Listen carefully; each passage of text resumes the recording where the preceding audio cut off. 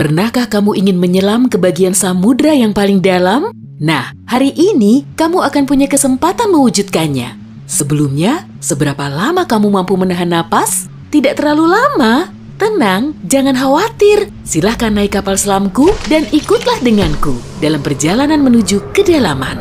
Siap? Oke, ayo menyelam. Saat ini, tepat di bawah permukaan, kamu melihat banyak makhluk hidup berkeliaran di sini. Banyak sekali ikan dan hewan laut, serta halo, orang-orang yang sedang berenang melambaikan tangan ke kita. Tapi kita tak akan berlama-lama di sini. Dadah! Pada kedalaman 20 meter, ada dunia baru yang terbuka di depan matamu. Terumbu karang dangkal tumbuh dengan indah tidak jauh dari pantai. Dan hey, kita bertemu banyak orang lagi di sini. Tapi kali ini, mereka adalah penyelam scuba. Tanpa peralatan khusus ini, tekanan air di kedalaman ini tidak ramah bagi penyelam biasa. 40 meter adalah kedalaman tempat kita berpamitan, bahkan kepada penyelam rekreasi. Ini adalah batas maksimum yang diizinkan untuk mereka. Selamat bersenang-senang, teman-teman. 60 meter, dan kita bertemu orka pertama. Paus ini mendiami perairan yang relatif dangkal di hampir semua laut dan samudra di dunia. Tahukah kamu bahwa orka adalah predator puncak? Artinya, orka tidak punya musuh alami dan tidak ada yang bisa mengalahkannya. Pada kedalaman 70 meter, kita bertemu dengan hiu paus, spesies ikan terbesar yang diketahui dunia dengan berat mencapai 60 ton. Umurnya pun lumayan panjang, semoga panjang umur selalu ya. Hiu paus bisa hidup sampai sekitar 130 tahun. Sekarang, lihatlah keluar.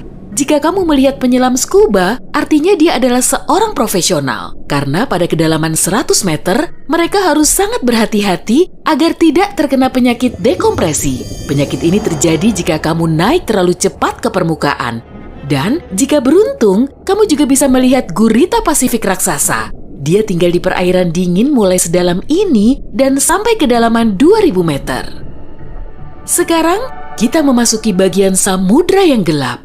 Pada kedalaman 150 meter, hanya 1% cahaya dari permukaan yang sampai ke sini. Sisanya diserap oleh air. Segala sesuatu yang lebih dalam dari sini akan menjadi semakin gelap. Hei, lihat! Pada kedalaman 200 meter, ada oarfish raksasa yang mengitari kapal selam kita. Makhluk ini diyakini sebagai penyebab dari semua penampakan ular laut. Dan banyak yang salah kaprah. Terkadang, mereka berenang ke permukaan dan menakuti para pelaut dan perenang. Tidak heran, panjang ikan ini bisa sampai 11 meter. Pastinya cukup untuk membuat bulu kuduku berdiri. Oke, sekarang kita berada di kedalaman 300 meter. Dan sebentar, makhluk besar apa yang ada di luar sana itu? Oh, aku tahu. Itu kepiting laba-laba Jepang. Kamu bingung kenapa laba-laba? Tuh, lihat saja kaki mereka. Dan jawabannya akan datang kepadamu tanpa butuh petunjuk lain. Omong-omong, kaki-kaki ini juga yang mendominasi ukuran makhluk ini. Tubuh kepiting seperti ini biasanya hanya selebar setengah meter. Mari masuk lebih dalam. Dan di kedalaman 500 meter, kamu akan melihat paus biru terakhir. Tidak, bukan paus biru terakhir di dunia. Maksudku, ini adalah jarak terdalam yang bisa mereka tempuh. Paus biru tidak benar-benar perlu menyelam sampai sedalam ini untuk mencari makanan yang sudah berlimpah di perairan dangkal. Tapi mereka masih mampu. Sepertinya mereka hanya ingin memamerkan kehebatan. Mau bagaimanapun, mereka adalah makhluk terbesar dalam sejarah bumi, baik di samudra maupun di darat. Shh, kamu mendengar ini? Ini adalah suara yang dibuat paus sirip untuk berkomunikasi dengan teman-temannya dari jarak berkilo-kilometer. Mereka bisa melakukan ini berkat saluran SOFAR atau saluran laut dalam yang umumnya dimulai dari 600 meter, tapi kedalamannya dapat bervariasi. Ini adalah lapisan air yang kecepatan suaranya paling rendah dan gelombang suara dapat bergerak ribuan kilometer sebelum menghilang. Pada kedalaman 830 meter, kita telah mencapai titik tempat Burj Khalifa, gedung tertinggi di dunia. Tidak akan mungkin menunjukkan ujungnya ke permukaan jika diletakkan di bawah air. Hei, ayo kita coba. Sekarang kita memasuki bagian samudra yang sangat menarik. Di sini tidak ada sinar matahari dan banyak makhluk aneh berkeliaran. Salah satunya adalah cumi-cumi raksasa. Ya, yang luar biasa besar itu. Dia mendiami kedalaman 900 meter. Bayangkan makhluk dengan mata sebesar frisbee. Paus sperma memburu monster ini, tapi mereka dijamin mampu melawan balik. Melihat mereka bertemu adalah pemandangan yang menegangkan. Dan disinilah kegelapan pekat akhirnya menyelimuti kita. Zona tengah malam. Tekanan di sini sangat besar, sehingga jika kamu entah bagaimana bisa sampai ke sini tanpa kapal selam, kamu akan hancur dalam beberapa detik. Dan lebih malangnya lagi, tanpa melihat apapun, pasti tidak mau kan? Kembali ke topik. Di kedalaman 1100 meter terdapat Mata Barat, salah satu gunung berapi samudra terdalam di dunia. Letusan terakhirnya terjadi pada tahun 2009 dan bahkan direkam oleh kendaraan yang dioperasikan dari jarak jauh. Di kedalaman 1280 meter, kita melihat hiu putih besar yang ganas. Predator ulung ini adalah jagoan di kedalaman ini. Penglihatan mereka agak buruk dan mereka bergerak menggunakan indera penciuman. Jadi, mereka sama sekali tidak membutuhkan sinar matahari untuk memburu mangsa. Aku tidak melihatmu, tapi tetap akan memakanmu. Selain itu, penyu belimbing, penyu terbesar di dunia, menyelam di kedalaman yang sama. Apa mereka sengaja menyelam sampai sini untuk bermain dengan hiu putih besar?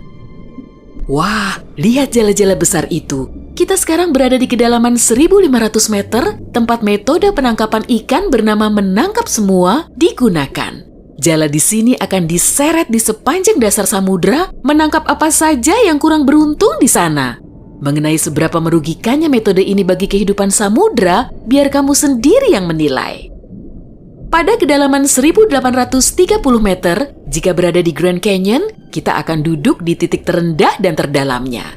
Bayangkan semua curug di sana terisi penuh oleh air, maka seperti itulah pemandangan di sini. Nah, jika kita benar-benar berhati-hati, pada kedalaman 2000 meter, kita akan melihat ikan naga hitam. Makhluk yang bagaikan muncul dari mimpi buruk ini tinggal di bagian samudra yang dalam dan gelap. Dan percayalah padaku, lebih baik dia tetap di sana. Bentuknya mirip makhluk dari film horor dan aku lebih suka jika kita tidak berpapasan dengannya di permukaan. Pada kedalaman 2250 meter, kita harus berpamitan dengan paus sperma. Ini adalah titik terdalam yang bisa mereka selami. Dan mereka memang tidak punya urusan untuk menyelam lebih dalam lagi. Mungkin kalau mereka berburu ikan naga hitam, atau justru mereka yang diburu. Mustahil, perbedaan ukuran mereka terlalu besar. Panjang paus sperma bisa mencapai 19 meter yang menjadikannya paus bergigi terbesar di dunia. Tidak banyak makhluk laut bisa melawannya. Semoga kapal selam kita punya lampu sorot yang kuat ya, karena tanpanya kita tidak akan bisa melihat keindahan terumbu karang samudra dalam yang super indah di kedalaman 3000 meter. Terumbu karang ini dapat ditemukan di setiap samudra dan sayangnya tidak bisa dilihat tanpa peralatan khusus untuk menyelam di samudra dalam. Oke, mari terus melangkah lebih dalam. Dan di kedalaman 3700 meter, kita mencapai kedalaman rata-rata samudra dunia. Mulai sekarang, perjalanan menuju kedalaman yang sebenarnya dimulai. Dasar samudra rata-rata telah kita lewati, jadi sekarang saatnya menyelami celah terdalam. Pada kedalaman 4500 meter, monster dari mimpi buruk terburukmu muncul di sini. Anglerfish misalnya, akan membuat siapapun bergidik ngeri. Giginya yang panjang dan bengkok, serta antena di kepalanya untuk memikat mangsa, sudah cukup untuk menimbulkan rasa takut, bahkan di hati orang-orang yang paling berani. Tapi yang lebih mengerikan, mungkin adalah makhluk yang disebut swallower hitam. Itu adalah monster mirip belut yang memiliki perut super elastis dan mampu menelan mangsa yang ukurannya 2 kali lipat. Lihatlah ke bawah, dan kamu akan melihat bangkai kapal terdalam yang pernah ditemukan. SS Rio Grande di Atlantik Selatan yang tenggelam pada tahun 1941 dan mencapai kedalaman 5.760 meter. Tidak heran, kapal ini baru ditemukan 55 tahun kemudian. Sekarang, bagian samudra terdalam dan tergelap dimulai. Kita menyelam ke Palung Mariana. Menurut pengukuran resminya, Palung Mariana dimulai pada kedalaman sekitar 6.000 meter. Ini adalah area yang paling jarang dieksplorasi dan paling menarik bagi para ilmuwan dan petualang.